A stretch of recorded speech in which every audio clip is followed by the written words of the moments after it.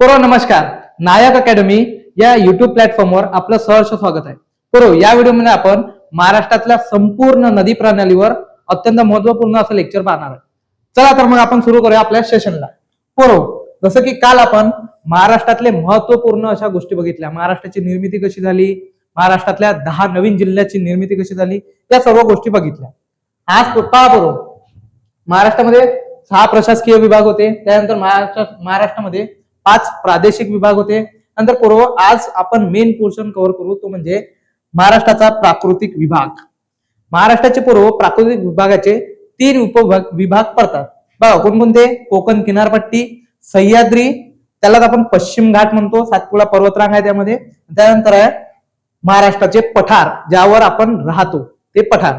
चला तर पूर्व आगे बढ़ो, देश आगे बढ़ रहा है, अपन भी आगे बढ़ रहे. हा आहे पूर्व आपला महाराष्ट्र. महाराष्ट्रातला सह्याद्री पर्वत. सर्वात आधी महाराष्ट्रातल्या सह्याद्री पर्वताची निर्मिती कशी झाली हे आपण पाहू. पूर्व निर्मिती म्हणजे काय? आता तुमच्या खराब डोक्यात चांगला विचार आला असं. आता एक उदाहरण घ्या तुम्ही की निर्मिती कशी होत असते.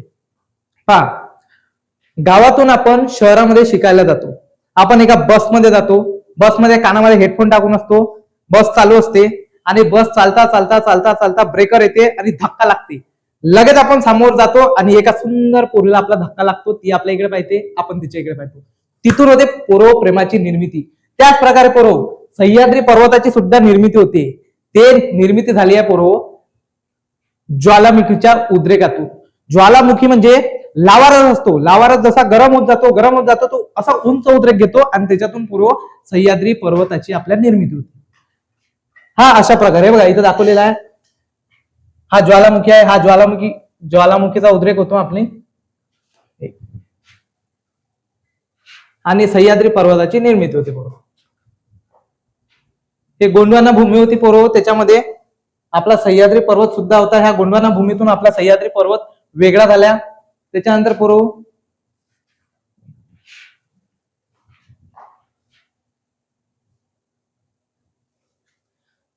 तो लावारस कालांतराने थंड होत गेला.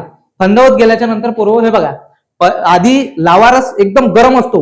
त्या गरम लावारसा रस कालांतराने थंड होतो आणि आज बघा पूर्व, आज जो सह्याद्री पर्वत आहे तो काही वर्षापूर्वी एकदम गरम असा लावारसाचा गोळा बनलेला होता आणि आज आपला सह्याद्री पर्वत बघा कशी परिस्थिती आहे. एकदम उंच अशा डोंगर माथ्यावर आहे. थंडगार वातावरण आहे. तिथे हिरवं हिरवं गार गवत आहे. ते बघा उंच शिखर दिले आहे. तिथे दाट वने आहे. आजूबाजूला जल विभाजक सुद्धा आहे.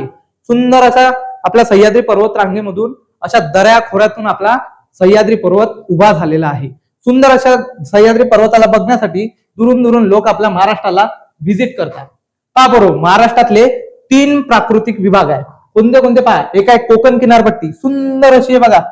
महाराष्ट्रातला सुंदर अशी कोकण किनारपट्टी लाभलेली आहे. हे बघा इथे 2 भाग पडतात, एक खलाटी आणि एक वलाटी. वलाटी म्हणजे डोंगर भाग, ज्याच्यामध्ये डोंगर असते, आणि खलाटी म्हणजे जे समुद्र सपाटीपासून जो सखल भाग आहे त्याला आपण खलाटी असे म्हणतो. त्याच्यानंतरचा भाग आहे पूर्व सह्याद्री पर्वत, त्याला पश्चिम घाट असे म्हणतात. 2012 मध्ये याला युनेस्को मध्ये समाविष्ट करण्यात आले. त्याला पहा पूर्व, याची उंची जी आहे आपल्या सह्याद्री पर्वतातील सर्वात उंच जे शिखर आहे त्या पूर्व त्याची उंची आहे पूर्व 1646 किलोमीटर. त्यालाच कळसुबाई असे म्हणतात, जे की अहमदनगर अहिल्यानगर तालुक्यामध्ये आहे, जिल्ह्यामध्ये आहे. नंतर पूर्व आपल्या महाराष्ट्रामधला दख्खनचा पठार, ज्याच्यावर आपण राहतो. पठार म्हणजे पूर्व सपाट भूमी, ज्या ठिकाणी राहण्याची व्यवस्था असते त्याला आपण पठार असे म्हणतो. आपला सह्याद्री पर्वत हा विविध जैवविविधतेने नटलेला आहे. त्याच्यामध्ये विविध खनिज आहे, खनिज संपत्ती आहे, पेट्रोलियम आहे, भरपूर सगळ्या अशा गोष्टी त्यामध्ये समाविष्ट आहेत. त्याच्यानंतर पूर्व पाहूया आपण कोकणची किनारपट्टी.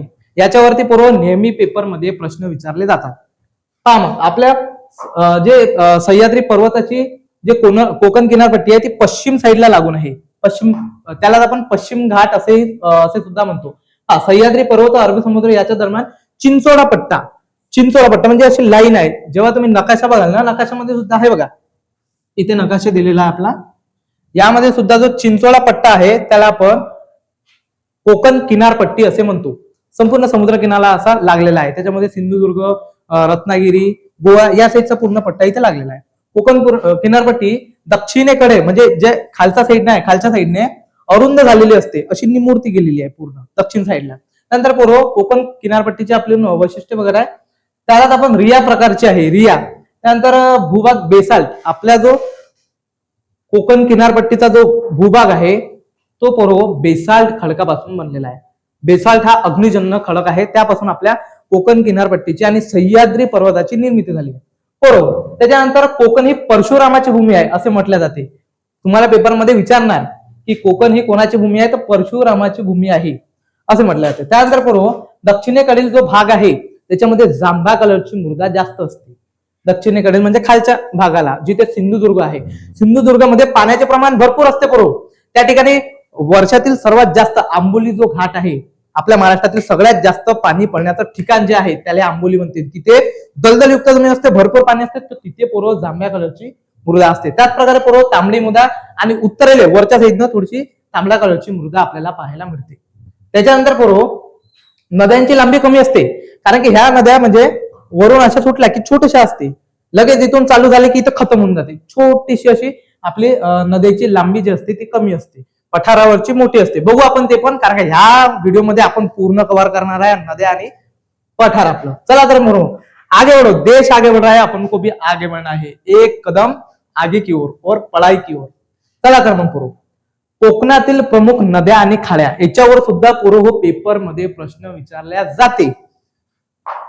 पहा मग, कोकणातील नद्यांचा उत्तरेकडून वरून खालतं, समजले ना, वरून खालतं क्रम लक्षात ठेवायचा. पहा मग, उत्तर कोकण जे वरची साईड आहे त्याच्यामध्ये कोणत्या कोणत्या नद्या येते, पेपरमध्ये प्रश्न येते. हळूहळू पहा. दमनगंगा नदी, त्याच्यानंतर वरवडी, सूर्या, पिंजाळ, वैतरणा, तानसा, भातसा, काळू, मुरबाडी आणि उल्हास या नद्या कोकणातील उत्तर कोकणच्या नद्या आहे. उत्तर कोकण म्हणजे वरच्या साईडच्या नद्या आहे. त्यानंतर मध्य, आता पहा, एक वरत असते, एक मनात असते आणि त्याच्या खालत असते. पहा मध्य कोकण मध्ये कोणत्या नद्या येते, पाताळगंगा, भोगावती, आंबा, कुंडलिका, काळ, घोड नदी, त्यानंतर गंधार, सावित्री, भारजा, जोग, जनबुडी म्हणजे वशिष्ठीची उपनदी आहे ही, जगनबुडी. त्यानंतर वशिष्ठी, शास्त्री आणि बाव, शास्त्रीची उपनदी आहे ही बाव. त्यानंतर दक्षिण म्हणजे आता एकदम खालच्या साईडने लागून जे नदी आहे ती.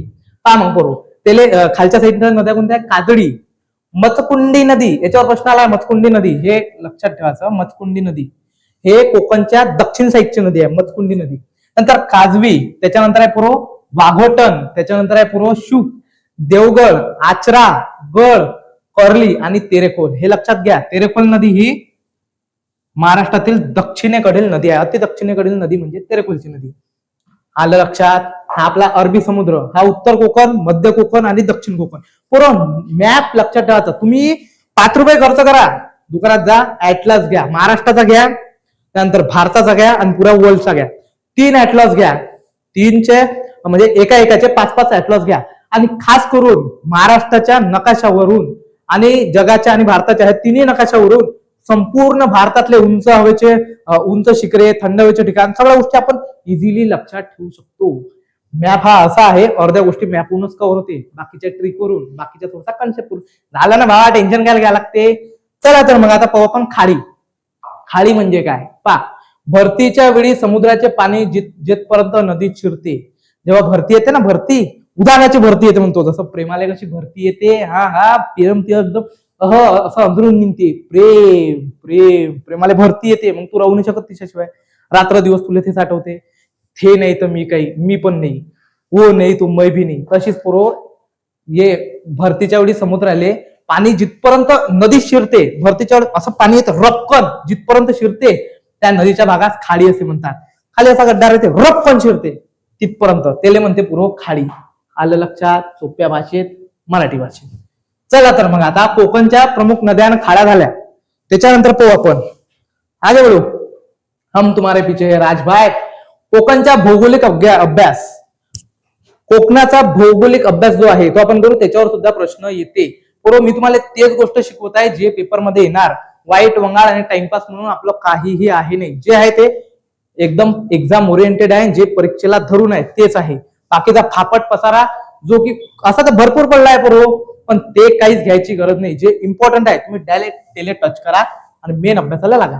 चला तर पूर्व पाहू आपण कोकणातील खाड्या. आता सांगितलं तुम्हाला की भरतीच्या वेळी समुद्राचे पाणी जेथपर्यंत नदीत शिरते त्या भागास खाडी असे म्हणतात. एवढं काही डीप जायची गरज नाही आहे, हे तुम्हाला विचारत नाही, लक्षात ठेवायचं. कोकणातील खाड्यांचा उत्तरेकडून दक्षिणेकडे जो क्रम आहे आताच बघितला आपण. त्याच्यानंतर पूर्व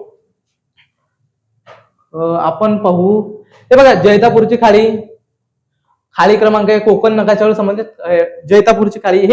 हे संपूर्ण खाड्या कोकण मध्ये आहे पहा. जैतापूरची खाडी, त्यानंतर धरमतरची खाडी, कारंजा खाडी, पाताळगंगा नदी संगम, संपूर्ण गोष्टी कोकणातल्या आहेत. त्यानंतर कोकणातली पुळण, बोर्डी, शिला, दहाण, साताती, अर्नाळा, ठाणे, मुंबई उपनगर, मनोरी, गिरवार, जुहू. रायगड जिल्ह्यामध्ये कोणते कोणते आहे?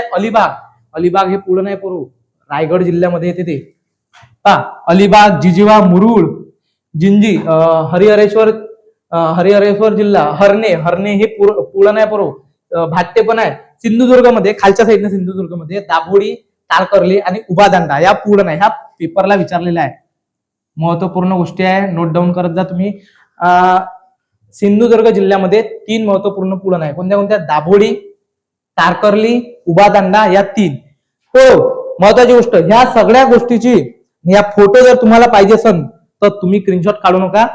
महत्वाची गोष्ट, आपला टेलिग्रामला चॅनल आहे नायक अकॅडमी, तिथे जा तुम्ही, चॅनलला सबस्क्राईब करून घ्या, जॉईन करून घ्या आपलं टेलिग्राम चॅनल. तिथे हे संपूर्ण पीडीएफ तुम्हाला मिळून जाणार.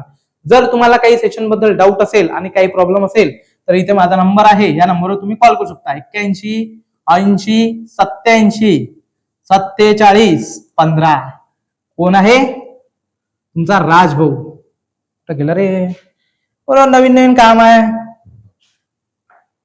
तो जमू आपण कार्यक्रम. बिलकुल राजभाऊ देईनच मी तुम्हाला नंबर, तसा तुम्हाला माहितच मिळाला, तुम्हाला आणखी समोर मी सांगतोच. चला तर पोरो, महत्वाची गोष्ट आहे पोरो, कोकणातील बेट म्हणजे नदी. हे बघा बेट काय म्हणते? मनात आहे आपण, आपल्या आजूबाजूला पाणी आहे, त्याला म्हणते पोरो बेट. म्हणजे मनात पूर्ण इकडे आजूबाजू चारही इकून पाणीच पाणी आहे, मनात आहे बेट म्हणजे छोटीशी जमीन, त्याला म्हणतो पोरो बेट. कोकणातील बेट पहा, कोकणामध्ये कोणते कोणते बेट आहे? मुंबई जिल्ह्यातील पहा, मठा, सातप्पा, मुंबईवडा, गिरगाव, जुहू, नंतर हरणे, जयवड, गणपतीपुळे सुद्धा बेट आहे बरोबर. हरणे, दाभाडी, कासा, सिंधुदुर्ग जिल्हा, या सगळ्या गोष्टी कोकणातील बेटामध्ये येते. ठीक आहे, चला तर पोरं हो, याच्यानंतर पाहू आपण सह्याद्री किंवा पश्चिम घाट. सर्वात महत्वाची गोष्ट, पेपरला आलेला प्रश्न. सह्याद्री एक प्रमुख जल विभाजक, पश्चिम वाहिनी नद्या व बंगालच्या उपसागरात मिळणाऱ्या पूर्वेकडील नद्यांचे विभाजन करतो. अत्यंत महत्वाची लाईन, तुमच्या नशिबाची लाईन जशी आहे ना, हे माथ्याची लाईन तशीच हे लाईन आहे बरोबर. पाठच करून घ्या तुम्ही, इथं कार्यक्रम तुमचा कधी बिघडन काही सांगता नाही येत बरोबर. पहा सह्याद्रीला काय म्हणते? एक प्रमुख जलविभाजक आहे. तुम्हाला पेपरात प्रश्न विचारते की जलविभाजक कोण आहे, किंवा महाराष्ट्रातील जल विभाग कशामुळे होते, तर ते आहे बरोबर सह्याद्रीला जलविभाजक असे म्हणतात. त्याच्यानंतर बरोबर पश्चिम वाहिनी व बंगालच्या उपसागरात मिळणाऱ्या नद्या, पूर्व वाहिनी आणि पश्चिम वाहिनी नद्या यांचे विभाजन करतो. मनात आहे सह्याद्री, इकडे पूर्व वाहिनी, इकडे पश्चिम वाहिनी, मनात सह्याद्री पर्वत, असा कार्यक्रम आहे बरोबर होतो. नंतर बरोबर पहा निर्मिती ही 1200 ते 1300 मीटर सरासरी उंची जे आहे, आपल्या सह्याद्री पर्वताची उंची हाईट 1200 ते 1300 मीटर आहे. भारतातील एकूण लांबी आहे 1600 मीटर. आणि आपल्या सह्याद्री पर्वतातील सर्वोच्च शिखर जे आहे कळसुबाई, त्याचं पण उंची जे आहे ते 1646 अहिल्यानगर मध्ये आहे. पेपरला येणारा प्रश्न, एव्हर ग्रीन, टेन्शनच नाही आहे, दरवेळेस विचारते. लोकल चिल्लर प्रश्न आहे चिल्लर प्रश्न. लक्षात ठेवा, बेसिक क्लिअर करा. जिथपर्यंत तुमचं बेसिक क्लिअर होत नाही तुम्ही प्रश्नात हात घालू नका, त्याचं जळून जाईल, पुष्पाराज कामून जाईल. अभ्यास करायसाठी बेसिक कन्सेप्ट क्लिअर करा, थोडी थेअरी वाचा, थोडस प्रॅक्टिकल घ्या आणि डायरेक्ट प्रश्नात हात घ्या. गेम तुमचा आहे बरोबर, तुम्हाला कोणीच नाही थांबू शकत. चला तर मग महाराष्ट्रात क्षेत्रफळाचा वाटा आहे 12.2%. पेपर मध्ये येते की सह्याद्री पर्वताचा महाराष्ट्रातील वाटा किती? वाटा तर तो आहे बरोबर 12.2%. ठीक आहे. सह्याद्रीच्या 3 प्रमुख डोंगर रांगा व त्याच्या नद्याचे विभाजन. पहा, एव्हरग्रीन प्रश्न पेपरमध्ये येण्यावाला. नदी कोणती, पर्वत कोणतं, नदी कोणती, पर्वत कोणतं. याच्यासाठी आहे ना तुमच्या भावाजवळ ट्रिक. इझिली पहा. पहिले सातमाळ, अजिंठा डोंगररांग, हरिश्चंद्र. आता हे तुम्हाला वाचायला बॉम्ब भारी देईल. तुम्हाला समजणार नाही नेमकं चालू काय आहे आणि गेम काय उरायला. त्याच्यासाठी ट्रिक आहे बरोबर. महाराष्ट्राच्या पर्वत आणि नदीच्या डोंगर रांगामधून गेलेला भाग. त्याची ट्रिक आहे बरोबर. सोविन सातासा गोहभी मकृ. डबल म्हणा एकदा. सोविन सातासा गोहभी मकृ. हे ट्रिक आहे बरोबर. हे पाठच करून काय. डायरेक्ट 10 मार्काचा अभ्यास आहे. जागेवर पाठ आहे. एवढं जरी पाठ केलं ना पुरा सह्याद्री खतम आहे. दुसरं वाचायची गरज पण नाही तुम्हाला. पहा, लक्षात घ्या. मग सो वरून सोन नदी सगळ्यात वरती. सो वरून सोन नदी. वी वरून विंध्य पर्वत. न वरून नर्मदा नदी. लक्षात घ्या, भारतात जे लांबी आहे 1312 किलोमीटर आहे नर्मदा नदीची लांबी. त्यानंतर 6 म्हणजे सातपुडा पर्वत. ठीक आहे. त्याची भारतात लांबी 1312 आहे आणि महाराष्ट्रामध्ये 54. हे नर्मदा नदीची लांबी आहे. नर्मदा नदीची जी नर्मदा आहे तिची भारतात लांबी 1312 आणि महाराष्ट्रात 54 किलोमीटर आहे. लक्षात ठेवता. त्यानंतर ता म्हणजे सातमाळ पर्वत अजिंठा डोंगरांग. ठीक आहे. त्यानंतर ता म्हणजे तापी नदी. ग म्हणजे गोदावरी नदी.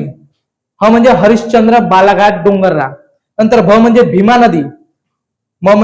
भी म्हणजे भीमा नदी. म म्हणजे शंभू महादेव डोंगररांग. त्याच्यानंतर कृ म्हणजे कृष्णा नदी. कृष्णा नदी. एक मिनिट. आता पेपरमध्ये तुम्हाला प्रश्न विचारते की सोन नदी आणि नर्मदा नदीच्या मधात कोणता पर्वत आहे. मग मनाचा विंध्य पर्वत. एव्हरग्रीन प्रश्न विचारते तुम्हाला की गोदावरी नदी आणि भीमा नदी यांच्या मधात कोणता पर्वत आहे. मग मनाचा हरिश्चंद्र बालाघाट डोंगररांग. त्याच्यासाठी हे ट्रिक तुम्ही पाठच करून घ्या. सोपी आहे आणि 10 मार्काचा अभ्यास जागेवर होईल तुमचा. चलो फिर आगे बढ़ो. महाराष्ट्रातील पठार त्याला आपण डेक्कन प्लॅटून म्हणतो. दख्खनचे पठार. आता ज्या ठिकाणी आपण राहतो, आपला जो महाराष्ट्र आहे 3713 चौरस किलोमीटर जे क्षेत्रफळ आहे आपल्या भागाचं. तर हे संपूर्ण जे पठार आहे हे पठार आहे. म्हणजे इथे पूर्ण लोक राहते. संपूर्ण लोकवस्ती ज्या ठिकाणी राहते त्याला पठार असे म्हणतात. पहा, सह्याद्रीच्या पूर्वेस जे सह्याद्री आहे उत्तर दक्षिण पूर्व जवाच्या भागाले जे सह्याद्री मधात आहे तर जवाच्या भागाले पूर्व साईडनं आपला दख्खनचे पठार आहे. बेसाल्ट खडकापासून आपल्या सह्याद्रीची निर्मिती झाली. सर्वाधिक जाडी 2 किलोमीटर आहे. सर्वाधिक जे जाडी आहे ते 2 किलोमीटर आहे आपल्या सह्याद्री पर्वताची. हे बघा इथं दिलेलं आहे.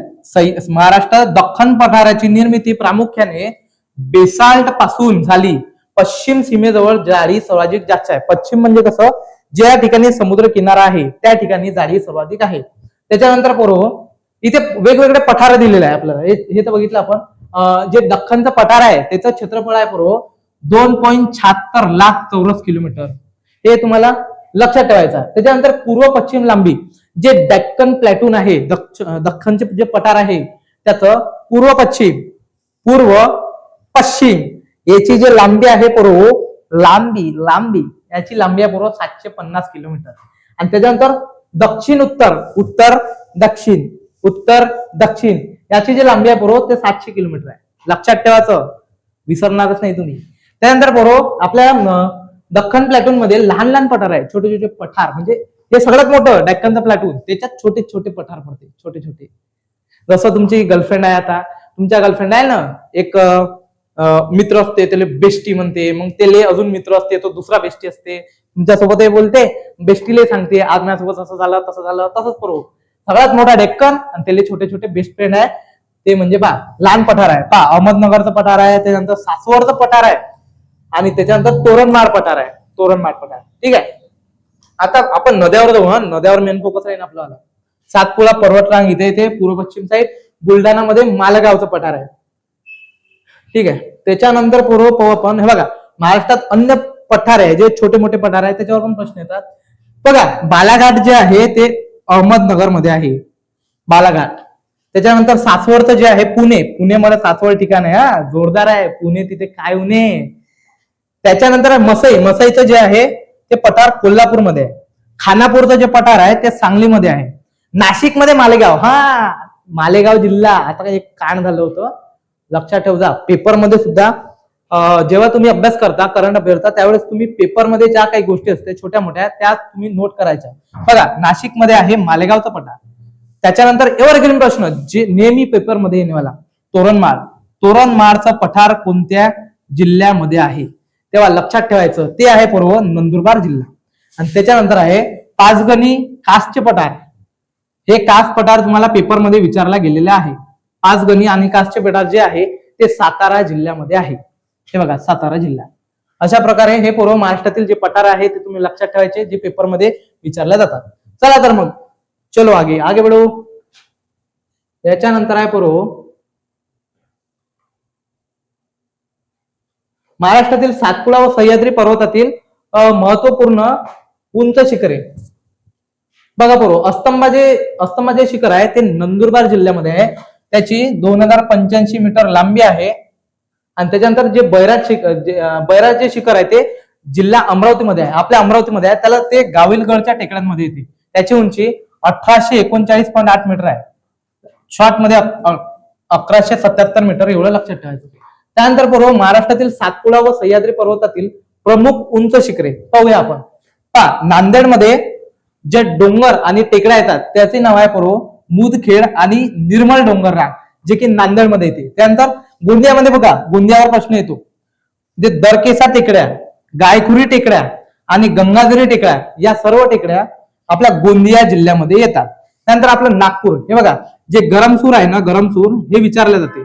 गरमसूर आलं की आपल्याला असं वाटतं की गडचिरोली आहे, पण ग कार्यक्रम गमून जाते आपला, म्हणून गरमसूर आलं.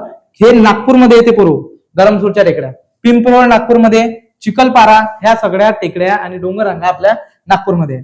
अहमदनगर पूर्व अहमदनगरमध्ये अब्दुल्ला, बालेश्वर आणि कळसुबाई 1646 मीटर, सह्याद्रीतील सर्वात उंच शिखर 1646 मीटरचं कळसुबाई. त्यानंतर पूर्व आपला अमरावतीमध्ये पोहरा, अमरावतीमध्ये एक छोटासा तालुका आहे चांदूर रेल्वे नावाचा. त्या ठिकाणी पूर्व पोहरा नावाचा डोंगर आहे. भरपूर असं घनदाट जंगल आहे आणि तिथे आपलं पोहरा नावाचं टेकड्या आहे. त्याच्यानंतर चिरोडी त्याच रस्त्याने आहे पूर्व. त्यानंतर जिनगड आणि धारणी तालुक्यात चिखलदरा नावाचा जो घाट लागतो त्या ठिकाणी पूर्व सर्वात मोठं आपल्या अमरावतीतील डोंगर आणि टेकड्या आहे.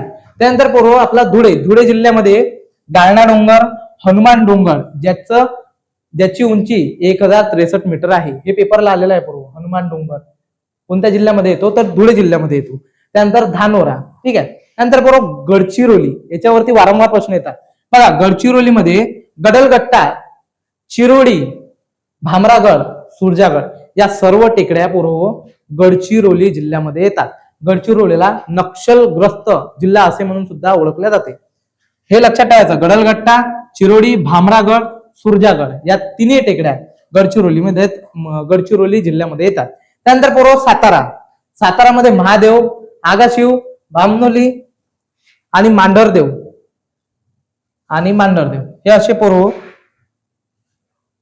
3 टेकड्या आहेत. त्यानंतर पूर्व जळगावमध्ये शिरसोली, हस्ती, चांदोर आणि घोळसगाव असे 3 डोंगररांगा आहे पूर्व. आणि वर्धेमध्ये बघा, वर्धेवर सुद्धा जिल्हा विशेष मध्ये प्रश्न आलेला आहे. वर्धेमध्ये पूर्व रावणदेव, हरणखुरी, हे बघा हे अत्यंत महत्वपूर्ण आहे. हरणखुरी, तिगाव हे सुद्धा पेपरला विचारला गेलेला आहे पूर्व. तिगाव आणि गिरड हे पूर्व वर्धा. गिरड नागपूरला येते, पण हे जे टेकड्या आहे गिरडच्या त्या वर्धा जिल्ह्यामध्ये येतात. अत्यंत महत्वपूर्ण आहे. नोट करून घ्या काही गोष्टी. चला तर मग ह्या होत्या पूर्व महाराष्ट्रातील सातपुडा पर्वतातील महत्वपूर्ण टेकड्या. चला तर पूर्व आता आपण घुसू डायरेक्ट ट्रिक मध्ये. ज्या काही गोष्टी आपल्याला ट्रिकने जमते लक्षात ठेवायला, त्या आपण ट्रिकच्या साह्याने अत्यंत महत्वपूर्ण आणि सोप्या पद्धतीने लक्षात ठेवूया. पहा तर मग पूर्व कोकणातील खाड्या नद्याची ट्रिक. पहा बरोबर ट्रिक आहे 10 दात बस्ती ठाण मांडून. 10 हात बसती ठाण मांडून, हे ट्रिक आहे बरोबर. पहा 10 म्हणजे डहाणूची खाडी, कोकणामध्ये डहाणूची खाडी.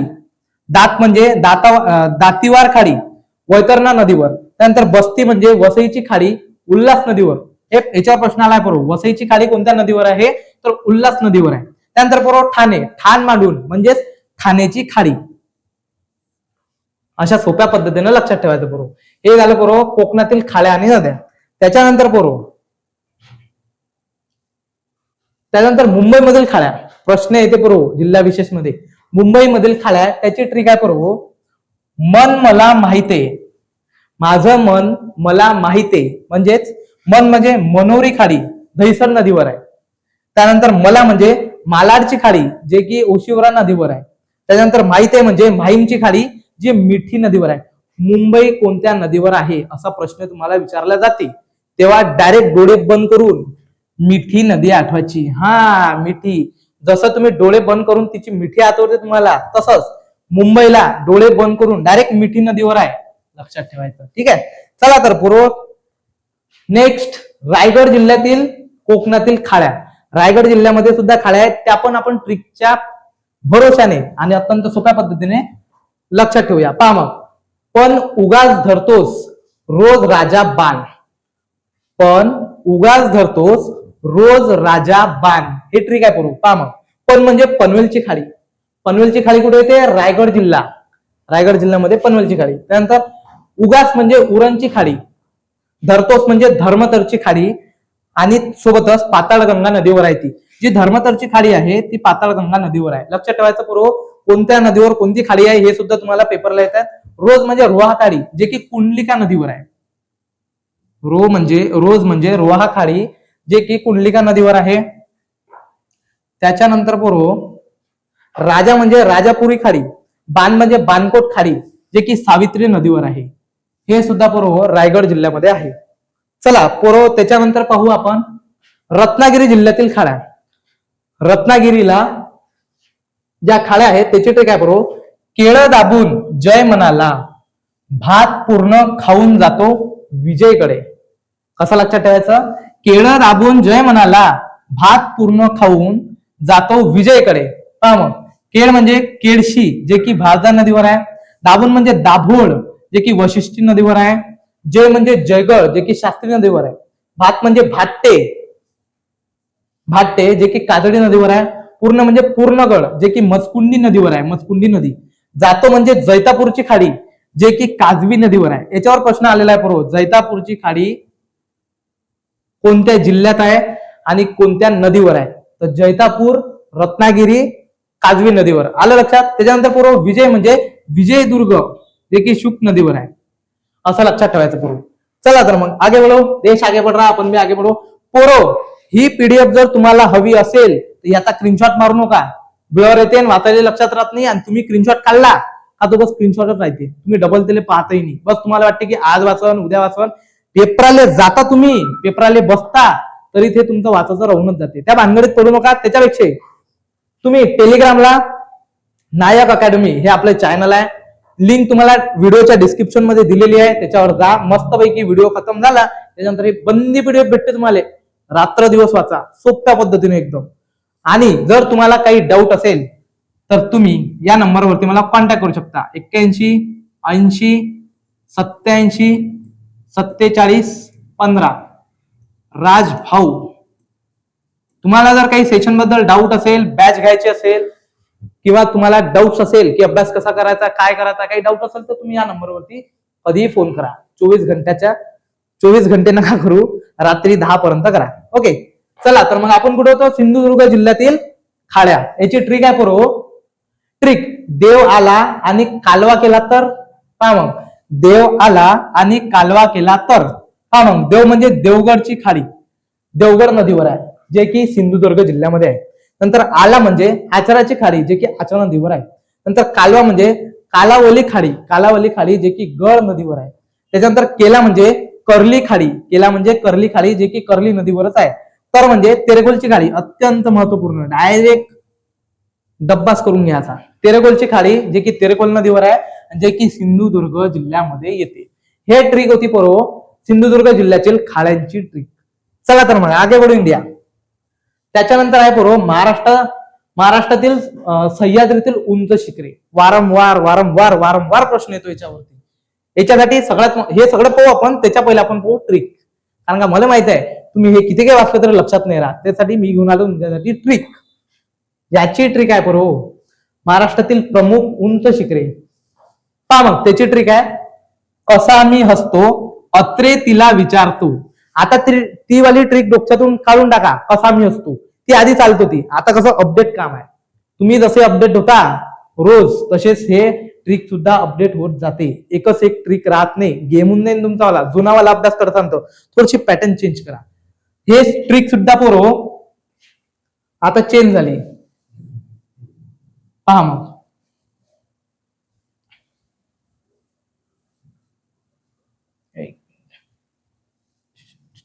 मग पोरो पहा, कसा मी हसतो अत्रे तिला विचारतो. पहा, क म्हणजे करसुबाई जे की अहिल्यानगर मध्ये आहे. त्याच्यानंतर सा म्हणजे साल्हेर, मी म्हणजे महाबळेश्वर, हा म्हणजे हरिश्चंद्रगड जे की अहिल्यानगर मध्ये आहे.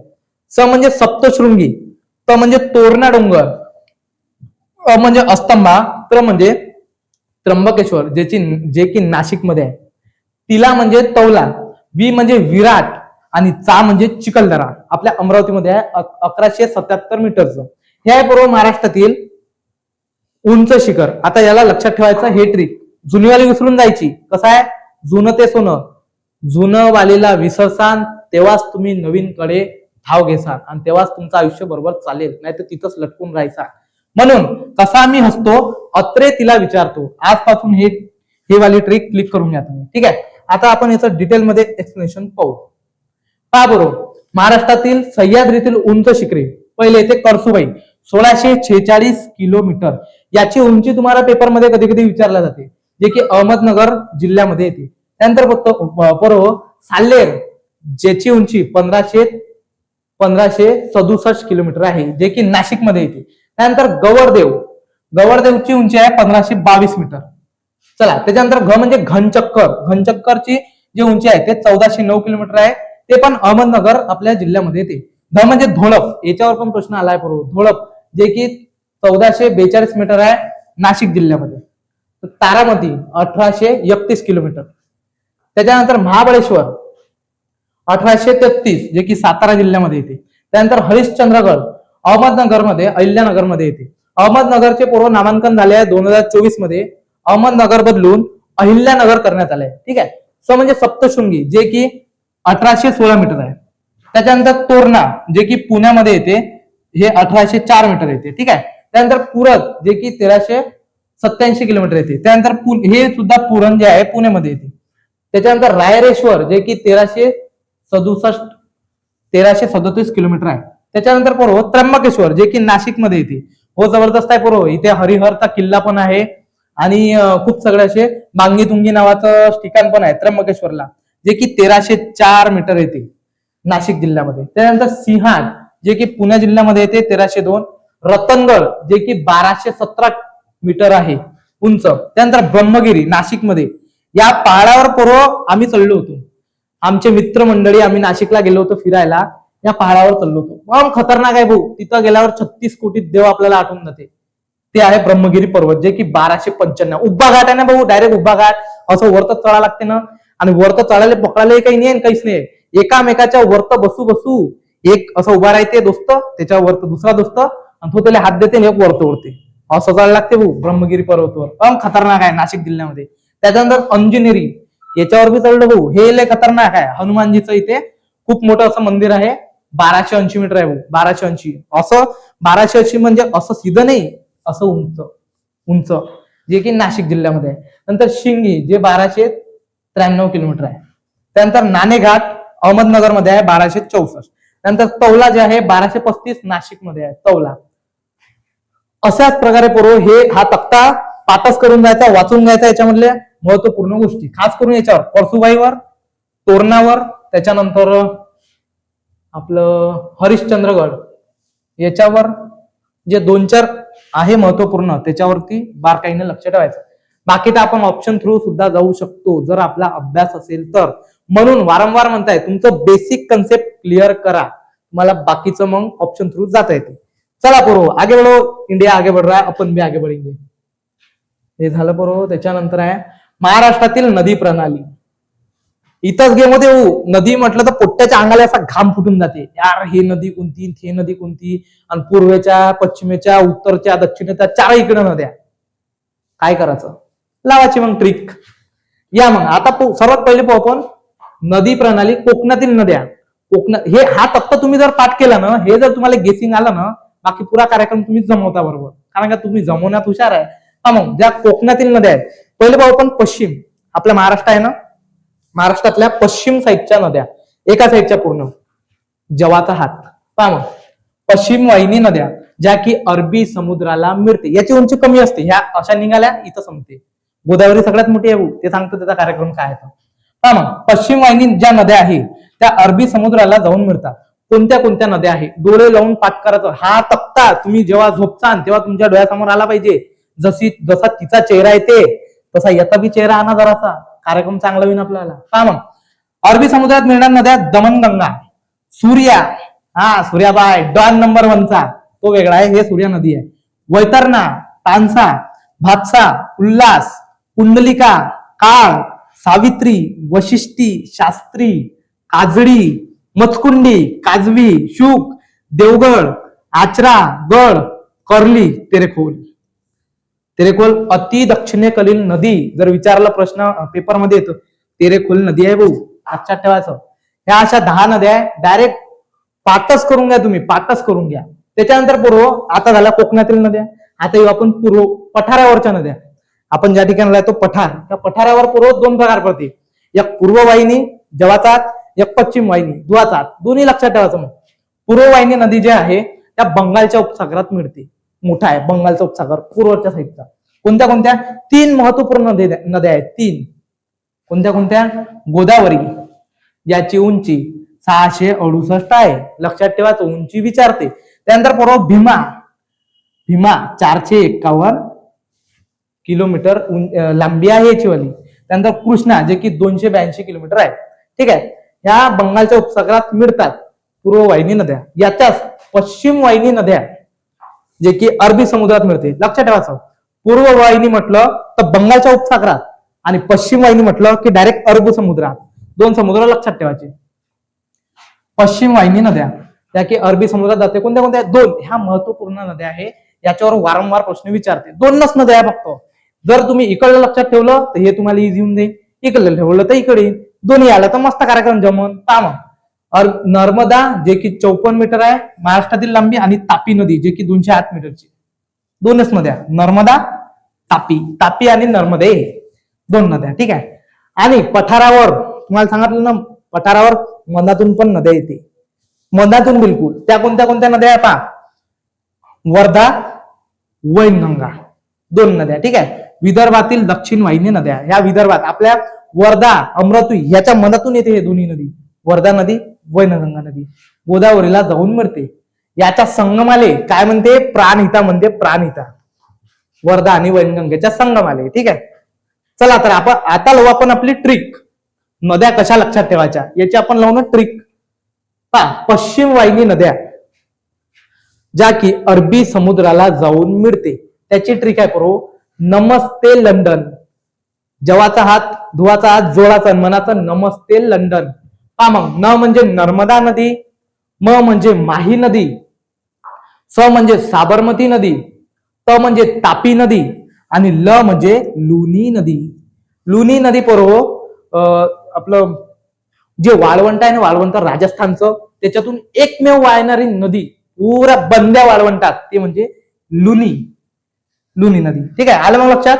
अरबी समुद्रात वाहणाऱ्या नद्या, नमस्ते लंडन, हे ट्रिक लक्षात ठेवायची. चलो आगे बढ़ून द्या. त्याच्यानंतर करू द्वीपकल्पीय पठारावरील लांब नदी. हा क्रम पेपर मध्ये विचारला जाते तुम्हाला वारंवार. पोलीस भरती, तलाठी, वनरक्षक, वनसेवक याच्यामध्ये वारंवार विचारला जाते. द्वीपकल्पीय पठारावरील लांब नद्या क्रमानुसार लावा. पाहून त्याची पण ट्रिक आहे. गोदाबाईच्या कानामध्ये कुत्रा चावला, आपली ओन आहे बरोबर, आपण स्वतः बनवलेली आहे. गोदाबाईच्या कानामध्ये कुत्रा चावला. पहा मग, ग म्हणजे गोदावरी नदी, का म्हणजे कृष्णा नदी, न म्हणजे नर्मदा नदी, म म्हणजे महानदी, कु म्हणजे कावेरी नदी आणि त्रा म्हणजे तापी नदी. ह्या पूर्व द्वीपकल्पीय पठारावरील नद्या आहेत. क्रम बिलकुल 1 2 3 4 5 6 लक्षातच ठेवायचं. गोदावरी, कृष्णा, नर्मदा, महानदी, कावेरी, तापी. ट्रिक आहे, गोदाबाईच्या कानामध्ये कुत्रा चावला. आग वळून द्या. त्याच्यानंतर पूर्व आहे हे आता मेन कार्यक्रम.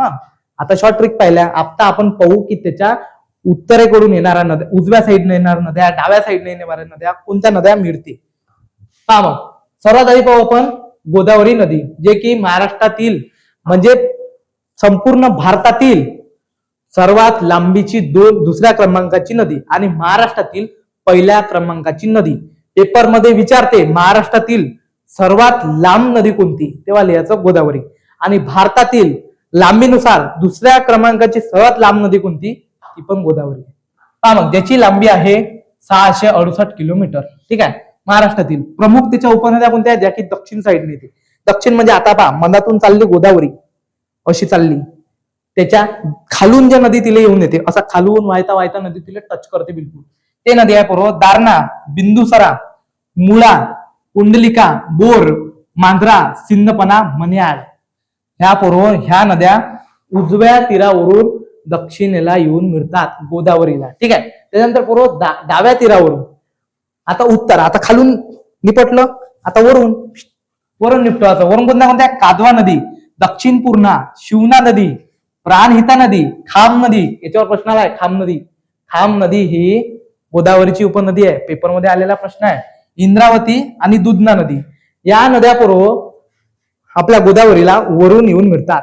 अशा आलं लक्षात. मग ह्या खालून दक्षिण वरून, ह्या उत्तर वरून, खालून वरून म्हणतात आपली गोदावरी. हे बघ गोदावरी नदी इथं कोणत्या कोणत्या शहर लागते ते दिसते इथं. हे बघ नांदेड, नंतर परभणी, इथं सिंदपना नदी आहे, इथं अहमदनगर, प्रवरा, कळसुबाई, नाशिक. इथं पण नाशिक जे शहर आहे ते गोदावरी नदीवर वसलेलं आहे. पेपरमध्ये प्रश्न आहेत तुम्हाला, नकाशावरून लक्षात ठेवायचं. गोदावरी ही महाराष्ट्रातील सगळ्यात मोठी नदी आहे, म्हणून तिला दक्षिण गंगा असे म्हणतात.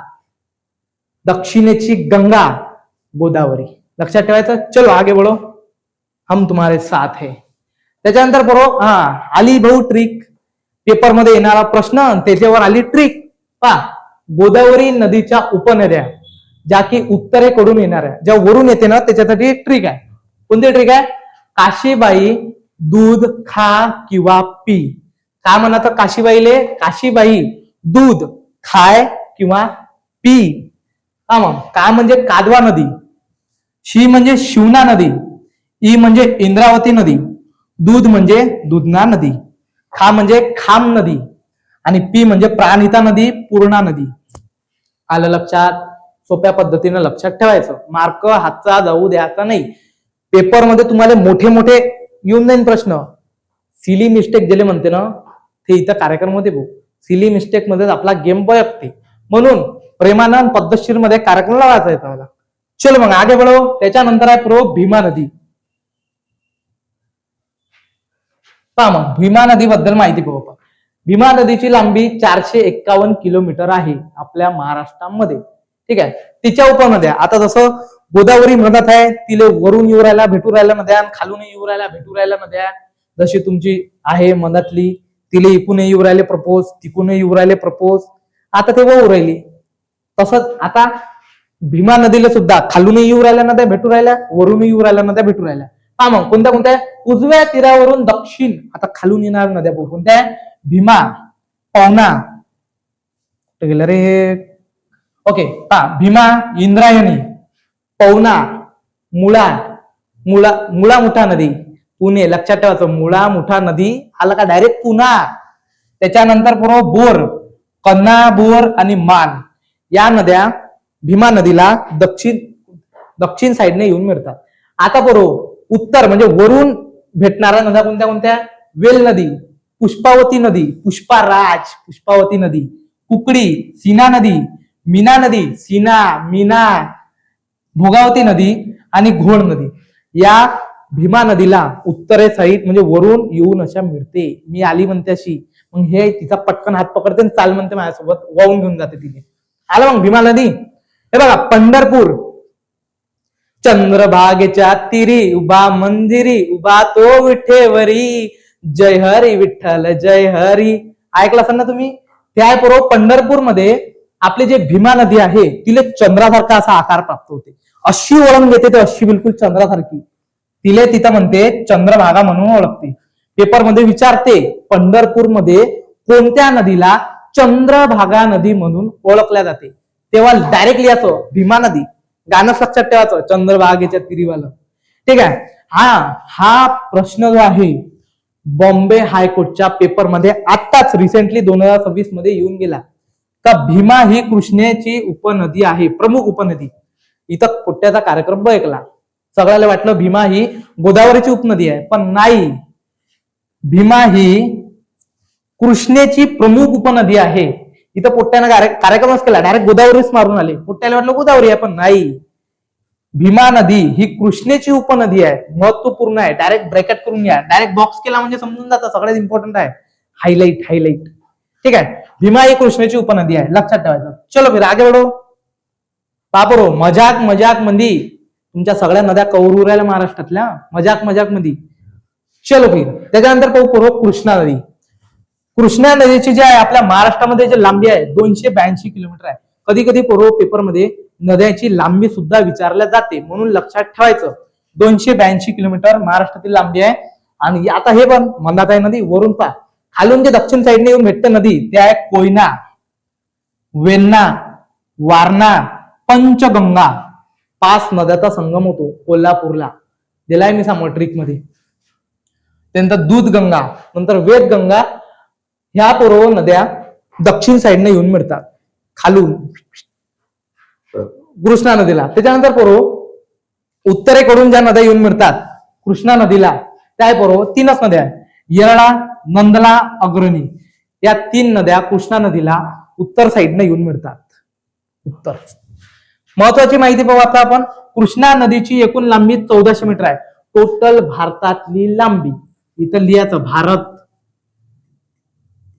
आपल्या भारतामध्ये टोटल कृष्णा नदीची जी लांबी आहे ती आहे 1400 किलोमीटर आणि महाराष्ट्रामध्ये 282 किलोमीटर. आलं लक्षात ठेवायचं.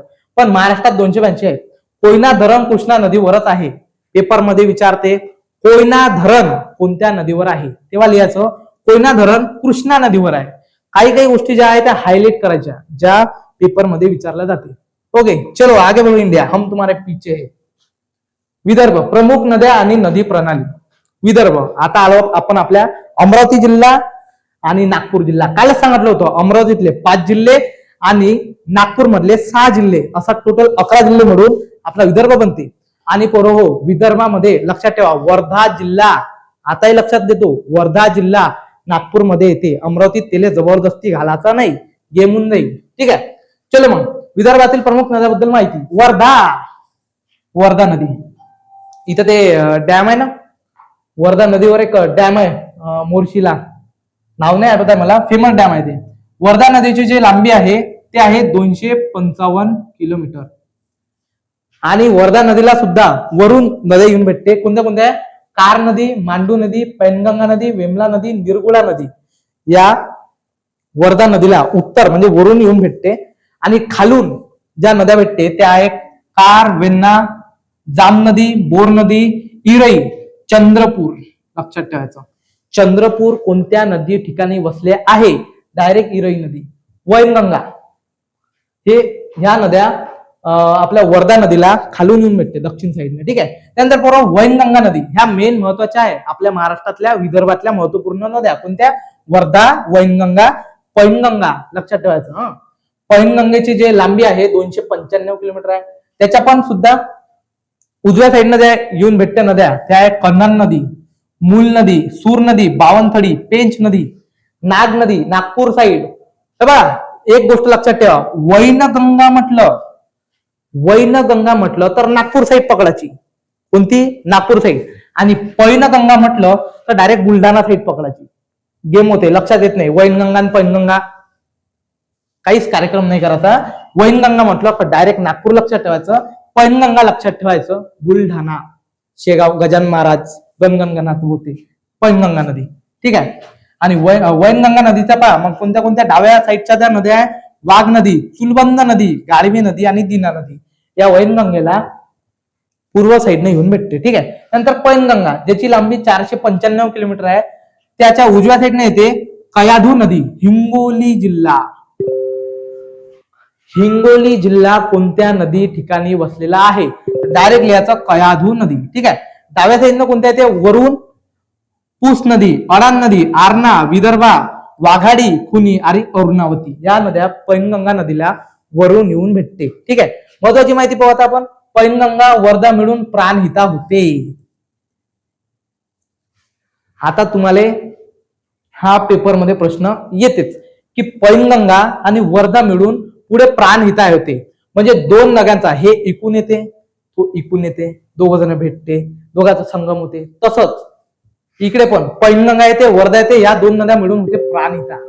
प्राणहिता प्राणहिता नदी पुढे गोदावरीला मिळते. प्राणहिता नदी गोदावरीला जाऊन पुढे मिळून जाते. मोठ्या नदीमध्ये तिथं रूपांतर होते. चलो त्याच्यानंतर आहे बरोबर मांजरा नदी, नर्मदा नदी आणि तापी नदी. महत्वपूर्ण मांजरा, नर्मदा, तापी बद्दल. मांजरा नदीची जे लांबी आहे ते आहे 724 किलोमीटर. एकूण भारतामध्ये 724 किलोमीटर आहे. तिची उपनदी आहे तेरणा, कारंजा, लेंडी, मन्याड, तावरदा. ही गोदावरीची सर्वात मोठी उपनदी आहे मांजरा नदी. हा सापडली का नाही? कृष्णा नव्हे ते मांजरावर. समजलं? कारण की जेव्हा पेपरमध्ये प्रश्न विचारते गोदावरी नदीची सर्वात मोठी उपनदी कोणती, उपनदी, तेव्हा लिहायचं मांजरा. मांजर लक्षात ठेवायची. हा काळी चिमणी डावलेले का, हे आहे ते मांजरा नदी. नंतर नर्मदा, वारंवार प्रश्न विचारते. नर्मदेची लांबी विचारते, जे की आपल्या महाराष्ट्रात नर्मदेची लांबी किती? छोटीच आहे, 54. 5/4 54 किलोमीटर महाराष्ट्रामधील लांबी आहे. नर्मदाची लांबी आहे नर्मदा. तिच्या उपनद्या देवगंगा, देवनाळ, उदाई. नर्मदेची एकूण लांबी 1312 आहे. पहिले 13 फिर 12, 13-12 नर्मदा. महाराष्ट्रामध्ये फक्त 54, 5/4 लक्षात ठेवायचं. लांबी विचारते याची. महाराष्ट्रात 54 किलोमीटर आहे. ठीक आहे. त्याच्यानंतर तापी नदी. तापी नदीवर कोणतं शहर वसलाय? 2 आहे, एक भुसावळ, एक सुरत. 2 शहर तापी नदीवर वसलेले आहे. तुमचे काही काही क्वेश्चन इथे पण क्लिअर होत आहे पोरू. ज्याची तापी नदीची जी लांबी आहे ते आहे 208 किलोमीटर. महाराष्ट्राची टोटल लांबी. तिच्या उपनद्या आहे वाघूर, गिरनार, अरणी, उत्तर पूर्णा, पांझरा, बुराई, अमरावती, गोमई, दिल्ली, अरुणावती, मोर, बुडो, अनेर, काटेपूर्णा, मोरणा, सुरी. तापी ही पश्चिम वाहिनी नदी आहे. सातपुड्यात उगम पावते. सातपुडा पर्वतरांग, तापी नदी. आणि हे पश्चिम साईडनं ज्या ठिकाणी अरबी समुद्र आहे त्या साईडनं तापी नदी जाऊन मिळते. तापी आणि नर्मदा लक्षात ठेवायचं. घळ्यातून सुद्धा ह्या 2 नद्या वाहते. तापी, पूर्णा. महत्वपूर्ण अशा 2 नद्या ज्या की पश्चिम म्हणजे अरबी समुद्राला जाऊन मिळते. तापी आणि पूर्णा. नर्मदा, तापी या दोन्ही नद्या पूर्वेकडून पश्चिमेकडे वाहतात आणि अरबी समुद्राला मिळतात. जेवण करत करत करत करत येते, हात धुवून डायरेक्ट अरबी समुद्रात जाते. आलं लक्षात? त्याच्यानंतर बरोबर तापी नदीच्या उपनद्या. तापी नदीच्या उपनद्या आहे ज्या की आपल्याला पेपरमध्ये विचारल्या जातात. त्याची ट्रिक आहे बरो. डाव्या बाजूच्या म्हणजे या साईडच्या उपनद्या आहे. त्याची ट्रिक आहे बरो. पबजी बुवा. मग कोणती कोणती आहे? पौरून, पूर्णा नदी, पांढरा नदी. तापी नदीच्या उपनद्या आहे. पूर्णा नदी, पांढरा नदी.